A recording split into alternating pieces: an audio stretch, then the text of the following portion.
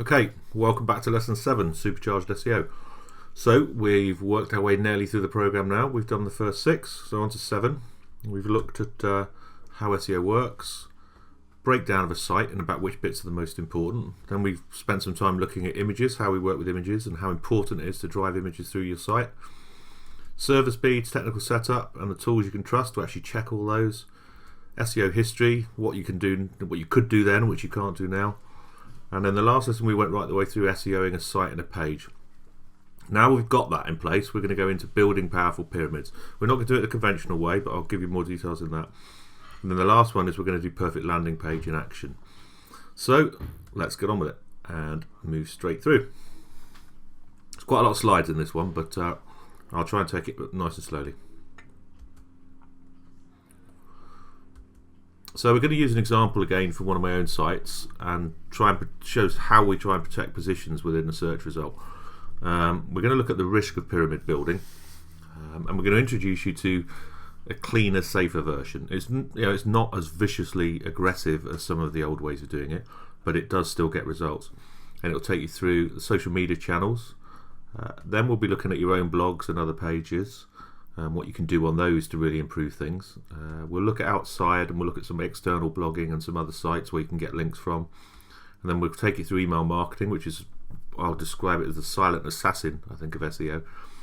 And what we're saying here is not really the most radical way of looking at its SEO, but it's safe and it does work beautifully. We've seen traffic improvements just by doing some of the internal linking things of like 30-40%. So some of the little things, just really good practice that Google like. Make your site really good content relevant and well regarded, and you'll find that your site will really grow in stature. So let's look at what's black hat. This used to be what a pyramid looked like. You can see there articles going all over the place. So articles and links coming in from here and scraping software and bot blasts and all sorts of things.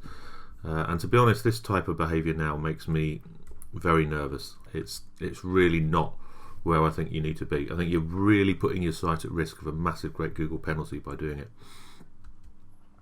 So in the old days you could buy links from sites all around the web, pretty much anywhere.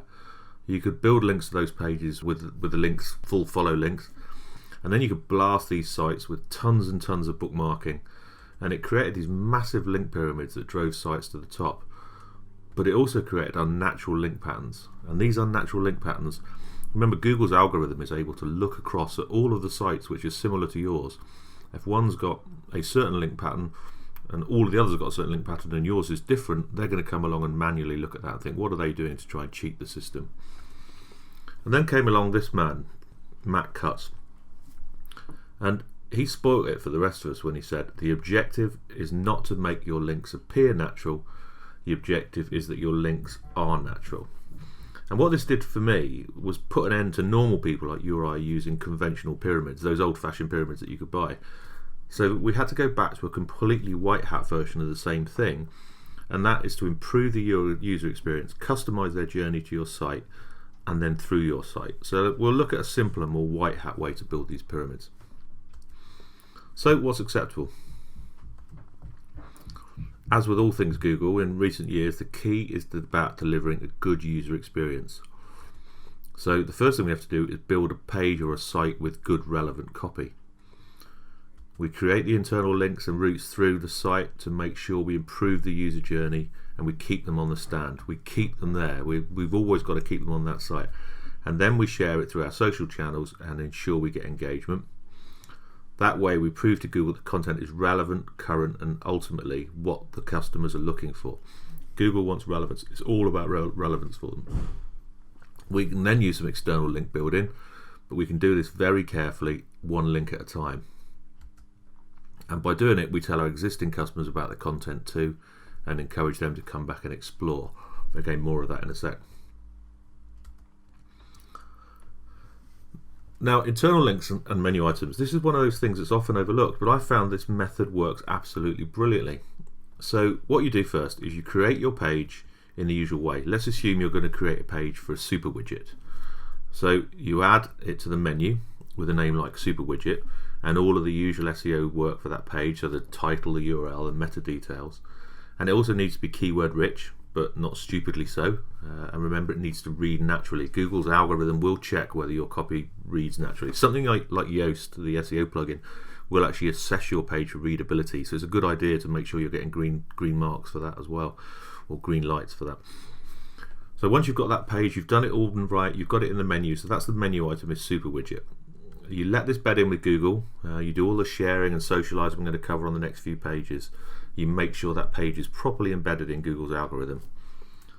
And then you come back maybe in 2 or 3 weeks and you add in a new product and variants and a new menu item. So let's call it Super Widget A. Excuse me. Now, with the Widget A page, you then need to ensure the copy uses logical and useful internal links to the main Super Widget page. So, sorry, this is a really difficult one to explain, but so the main menu widget, or Super Widget, links to Super Widget A, and it links backwards in reverse as well. So you're making sure that it's known through both. You need to push Widget A page through all of the social channels, and again allow it to be indexed by Google. And then ultimately you add Super Widget B, another submenu item from the Super Widget page. Again, you use lots of internal links to compare the differences between super widgets generally and Super Widgets A and Super Widgets B. And these internal links make it easier for users to understand which product will be right for them and improves their flow through the site. So if you don't have products, you can do the same with blog articles or pages and link from the original article through to any updates or extensions that add more to their visit. So I'll show you that in a sec anyway. But so let's go back to this article. What we're going to do now, this was the article we wrote and SEO'd in the last lesson. What we're going to do now is the first part of that is we're going to work it through all of the social channels, and I'll show you how to do that in sort of like reasonably speedy format. So I always start with Google Plus because I love Google Plus. So or Google Business or Google Local. It keeps on changing its name, but it's so normally you would put it in by going to business.google.com and then see where it takes you from there. So you upload the image, you geotag it to your location, which is one of those really useful things. It can be very, very useful if you're sort of a business that works geographically. And then use a hashtag as well, like this. You can see that there, mailing list, and your shortcode link to the page as well. So there's no point in doing it unless you're putting the link into the page. I've used that bit.ly link on there so I can track where the links are coming from. So with Google Plus, you can add in a hashtag, and again, note the first words in there are mailing lists again. So that's the term I'm trying to work through on this. Then we go on to Facebook, and on here we follow all the usual rules with Facebook to post links to the page. Again, we're using that bit.ly link. We got the hashtag again on there, one hashtag on Facebook. Again, the first word is mailing lists. The wording itself is slightly different, but it still starts with the key search term. With pretty much anything on Facebook, as we've covered elsewhere, you need to boost the post to your prospective audience, or very, very few people will see it. So you can see on here, this has had about 20 likes, and it's reached 900 people. Very, very few organically there. That's the organic section of it, and that's the paid for section of it. So, but still 20 likes on that is not actually too bad for a business to business subject. And then what you're really trying to do is drive interaction here. So likes, comments, shares. And it might be worth asking a question, setting a competition mechanic to try and drive that interaction. It doesn't work as well on B2B, but it could be worth a go. But that's all covered in the Facebook lessons that we've done elsewhere as well. So if you use other social channels, then it's worth working it through there. Now with Twitter, if you've got multiple images on your article or your page, then for me this becomes multiple tweets, as long as you use different copy for each. Always include that same bit.ly link so you can see where they're coming from. But use that in each of the Twitter updates, just with a little bit of different intro text and a different image. If you use Instagram, it doesn't add links other than the big one from the account page, but it can actually help you you can use mailing lists again as your hashtag in your individual post, and I don't think that can hurt because it all drives more sort of keyword rich content back through your one link off the Instagram page. Now, there's real value in internal linking from other pages on your own site. It's one thing that has just become, I'm not sure that that an internal link isn't as powerful as a good external link. It's just, I've seen some really big results on this recently, and I'll show you in a moment. There really isn't a problem having more content. In fact, we could prove it's better as long as it's relevant and useful. So you need lots of content. Lots of content with internal links is great. But if you are adding content, make sure it's done naturally and it adds value to the visit. Again, so that's with links as well. Just make sure it adds value.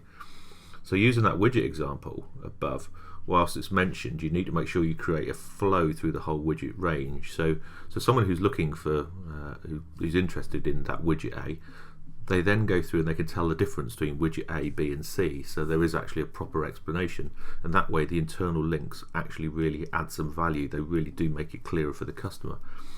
But the more you can move people through the site and following a logical path through your site, the better. And again, it shows people are interested and interacting, and shows real intent to do business, and Google picks that up. That's exactly what they're doing. That's classed as a good send again. So we'll look at this one here. Now this is one of that site again that we were on. The first one here, you can see is like the link has been shown quite low down the page, which isn't ideal normally. But on the second image here, you can see that link is right next to the reviews where people will actually go and look.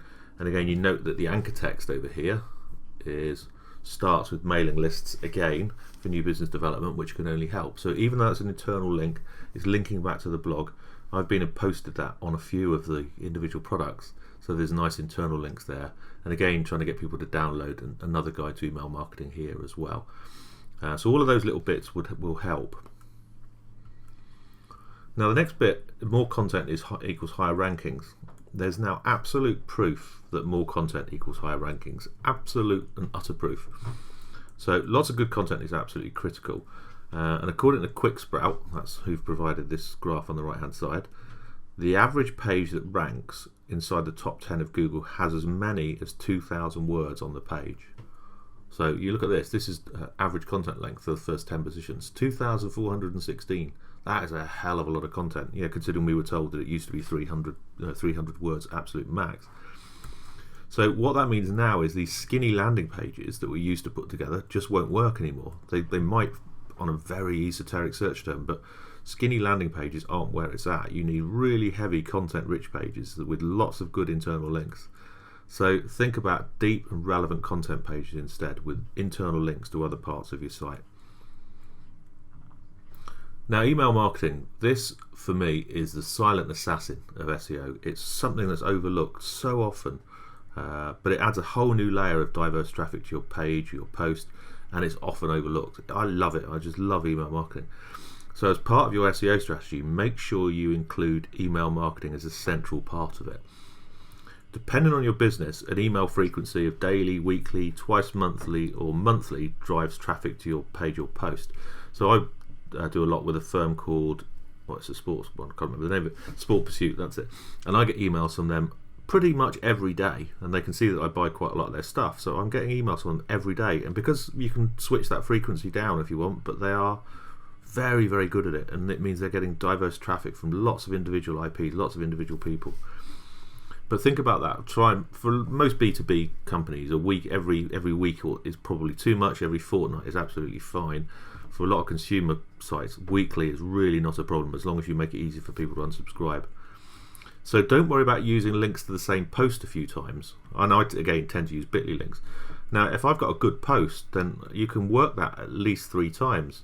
So I work with it being a lead article in the first newsletter, maybe item 3 or so on the second one, as an in case you missed it article at the bottom of the third newsletter. So that works really well, having an in case you missed it, which is when you retarget it to the people who didn't open it. So that gives you 3 bites of the same email, so it's really there. And again, you should include your title in the email, or the search term you're trying to get in the email title too. And it obviously needs to contain links to that page as well. Now, links off the images as well as the text, just good practice, because it's giving people more of a chance to click. Use a brief intro to the page with a read more link.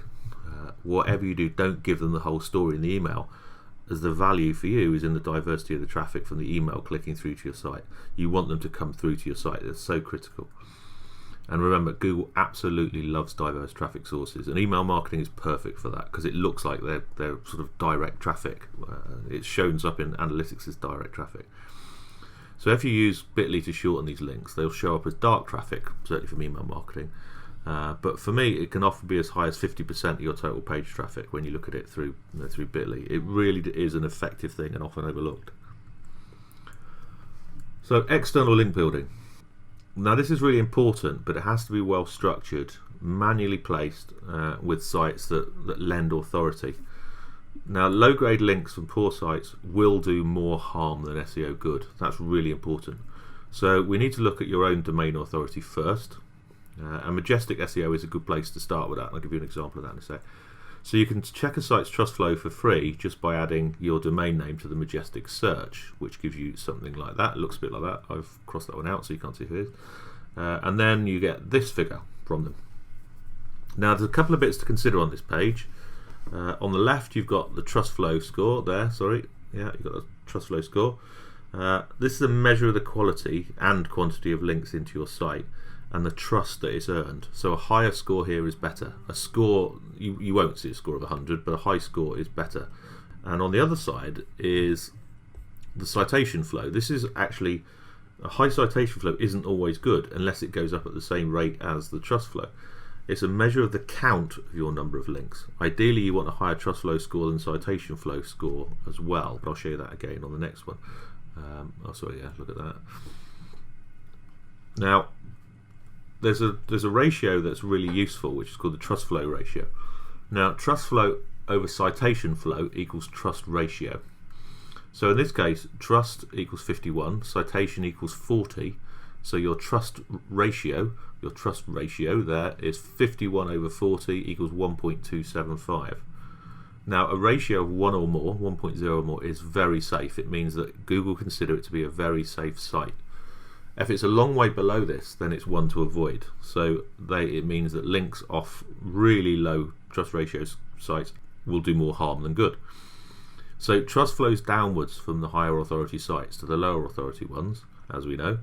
And links off higher authority sites would raise your own rating as their sort of Google juice, their goodness, their trust flows downwards into your site. Now when I'm looking to build links, as a rule of thumb, I'd avoid trying to build links from sites with a trust flow score much below 25 or a ratio of below 0.8.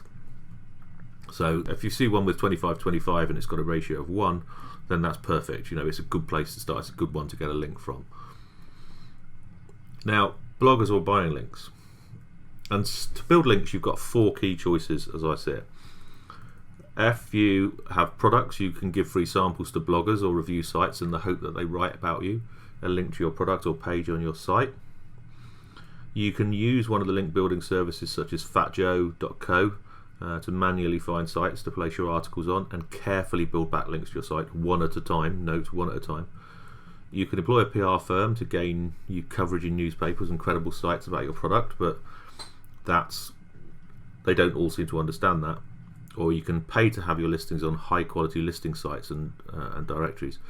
These are normally better when they're industry specific, as the relevance of the content around the link will normally be much higher. I'm pretty nervous about linking sites these days. In that there's one that one of my clients has been on, and I've had to ask them to make all the links no follow because it was just full of do follow links, and it was actually causing harm to the site. So this is one that you could be tempted to do. It's on Fiverr. It looks like it's great. 30. You could build these 30 PR9 high PR SEO social backlinks. Now I have tried this and on one of my sites, and not a single one of the links actually showed up. So is it worth it? It probably won't do you any harm, but it's a hell of a risk, I think. And if Google look at that and think it's really unnatural, they could very easily knock you back for it. So I would be very, very careful about using this. Safer route that I mentioned before is FatJoe. They've done a lot of work with people.